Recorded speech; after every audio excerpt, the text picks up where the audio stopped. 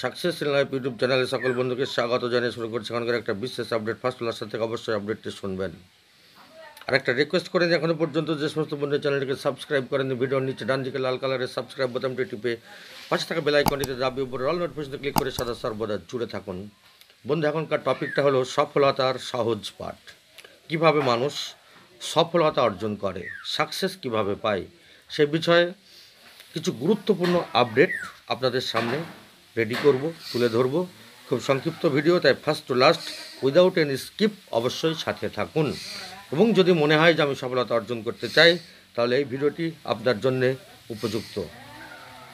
আর ভিডিওটি যদি ভালো লেগে থাকে তাহলে অবশ্যই লাইক দেবেন এবং ভিডিওটি বেশি বেশি করে শেয়ার করে বন্ধুদের মাঝে পৌঁছে দেবেন। তো চলুন বন্ধু, শুরু করি। সফলতা আপনাকে ঘুমাতে দেবে না। সফলতা কি? স্বপ্ন কি? স্বপ্ন ঘুমিয়ে ঘুমিয়ে দেখা নয়, স্বপ্নটা হচ্ছে জেগে থাকা, চড়ইবেতি চলা।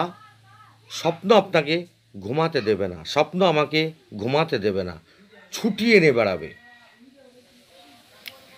তো বন্ধু, এই সফলতা মূলত দু রকমের। একটা হচ্ছে সামাজিক সফলতা, মানে সমষ্টিগত সফলতা, আর একটা হচ্ছে ব্যক্তি সফলতা। ব্যক্তি জীবনে অক্লান্ত পরিশ্রম করে সফলতা অর্জন করা। এই সফলতাটা কোনো চাকরি হতে পারে, বড় বড় চাকরি আছে, মাঝারি চাকরি আছে, ছোটোখাটো চাকরি আছে, বিভিন্ন স্তরের চাকরি আছে। সেই চাকরিগুলো যদি পেতে হয় তাহলেও কিন্তু একটা বিশাল টার্গেট নিয়ে এগিয়ে যেতে হয়। Doctor, engineer, SDO, BDO, DM আমাদের মধ্যের ছেলেরাই কিন্তু হয়ে থাকে। আমাদের মতোই তারা মানুষ, আমাদের থেকে কম মেধা সম্পন্ন ছেলেও তার তীব্র মনোবাসনা, তীব্র স্বপ্ন নিয়ে এগিয়ে গিয়ে কিন্তু সফলতা অর্জন করেছে। আমাদের চারিপাশে তার হাজারো নজির বিদ্যমান। সম্ভব হলে তাদেরকেও আমাদের চ্যানেলে নিয়ে এসে কীভাবে সফলতা অর্জন করেছে সেগুলো ক্রমান্বয়ে দেখাতে থাকব। আমার বাড়ির পাশেই একটা ছেলে, আমাদের থেকে খুব বেশি মেধাবী নয়, আমার 5 বছরের সিনিয়র। সে বর্তমানে, তবে ভালো ছেলে ছিল, গ্রামের স্কুলে ফার্স্ট হতো, তারপর ব্লক স্কুলে ভর্তি হয়, ইংরেজি অনার্স নিয়ে পড়াশোনা কমপ্লিট করে, এখন হাই স্কুলের শিক্ষক। প্রথমে সে পার্শ্ব শিক্ষক হিসেবে জয়েন করেছিল, তার স্ত্রীও পার্শ্ব শিক্ষক হিসেবে জয়েন করেছিল। স্ত্রী চাকরিটা ছেড়ে দেয়, চাকরিটা আউট করে দিয়েছে, ছেড়ে দিয়েছে, শুনে রাখুন এগুলো। কিন্তু আমার দাদা সম্পর্ক আজহার উদ্দিন হালসানা, সে কিন্তু বর্তমানে হাই স্কুলের শিক্ষক। এভাবে হাজার উদাহরণ আছে বন্ধু। কি করে করেছিল? সাধনা, পড়াশোনা। তো আমিও মাঝে মধ্যে ছোটোবেলায় তার কাছে পাঠ নিতাম, অঙ্ক না বুঝতে পারলে যেতাম, ইংরেজি না বুঝতে পারলে যেতাম। আমাকে টিউশনও দিয়েছে, নিজে নিজে অনেক সহযোগিতা করেছে। তো আমাকে বলতো অমিট্টু মেমোরি ভমিট্টু খাতা। ঠিক বললাম কি জানি না, কিন্তু মানে মুখস্থ করো আর খাতায় উগলে দিয়ে এসো, এরকম। তো এগুলো হচ্ছে সফলতা। সফলতা অর্জন করতে গেলে ছুটতে হবে এবং গাধার মতো পরিশ্রম করলেও কিন্তু হবে না। উপযুক্ত পথ আছে, পদ্ধতি আছে, সেই পদ্ধতি অবলম্বন করেই ছুটতে হবে। আপনাকে পারিপার্শ্বিক বিষয়গুলো খেয়াল রাখতে হবে, তাহলেই কিন্তু চাকরির পরীক্ষায় সফল হওয়া যাবে। কারেন্ট টপিকসগুলো আপনাকে জানতে হবে। তার জন্য বিভিন্ন রকম সফলতার বই আছে, পুস্তক আছে, সেগুলো খুব সহজলভ্য বর্তমানে, সেগুলো আপনাকে ফলো করতে হবে। এবং যদি সম্ভব হয় তাহলে ভালো কোচিং সেন্টারেও কোচিং নিতে পারেন, তবে সেটা সকলের পক্ষে সম্ভব নয়।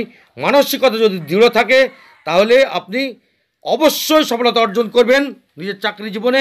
সেটা বিভিন্ন ধরনের চাকরি হতে পারে, তবে বলবো মানসিকতাটা উচ্চ লেভেলে রাখুন, নিশ্চয়ই সফল হবেন। এটা গ্যারান্টি দিলাম যে সফলতা আপনি অর্জন করতে পারবেন। এবার আমি আসবো ব্যক্তি সফলতার দ্বিতীয় স্টেজে, সেটা হলো বিজনেস করে সফলতা অর্জন করা। বন্ধু, যদি বিজনেস করে সফলতা অর্জন করা যায় তাহলে এই পার্শ্ব শিক্ষক, পার্মানেন্ট শিক্ষক, এরা 50-100টা শিক্ষক আপনার সমতুল্য হতে পারবে না। ঠিক সেই জায়গার, সেই পর্যায়ে উচ্চতায় যেতে পারলে, এরকম নমুনা খুব কম মানুষ এটা করতে পারে, কিন্তু টার্গেট যদি ঠিক রাখা যায় তাহলে কিন্তু সেই জায়গায় পৌঁছে যায়। গল্প শুনছিলাম যে মধুর বিজনেস করে, এই যে আমরা দেখি গ্রাম এলাকাগুলোতে কি হয়, মধু, আমি ধারণা দিচ্ছি আপনাদের এটাই করতে হবে সেরকম নয়, মানে আপনার পছন্দ মতো কোনো একটা জায়গা ঠিক করে আপনি যদি এগিয়ে যেতে পারেন তাহলে সফলতা গ্যারান্টি নিশ্চিত। তো মধুর বিজনেস আমি শুনলাম, আমার স্কুলের একটা পার্মানেন্ট টিচার অতনু বিশ্বাস নাম, তো সে একসময় রেডিমেড গার্মেন্টের শিক্ষক, তবুও সফলতার জন্য ছুটছেন। তার স্ত্রী পুলিশ ডিপার্টমেন্টে চাকরি করে, রাজ্য সরকারের পুলিশ, তবুও তার স্বপ্ন আছে যে আরও বড় হব।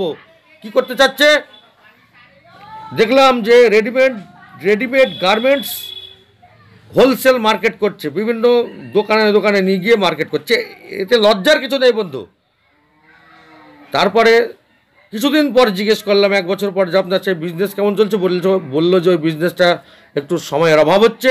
তো আমি যেটা করতে চাচ্ছি সেটা হচ্ছে ওই মধু সংগ্রহ করা, মধুর ওই যে এগুলো বাক্সগুলো, ওগুলো বিভিন্ন জায়গাতে নিয়ে গিয়ে 100-200 বাক্স রেখে দিয়ে ওই বিজনেস করে কোটিপতি হওয়ার জায়গা আছে বন্ধু।